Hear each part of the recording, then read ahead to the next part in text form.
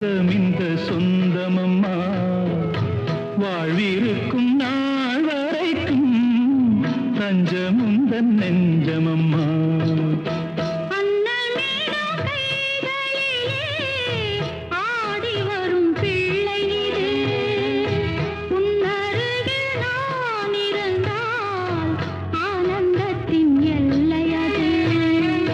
காயத்ரி மந்திரத்தை உச்சரிக்கும் பக்தனம்மா கேட்கும் வரம் கிடைக்கும் வரை கண்ணுறக்கம் மறந்ததம்மா.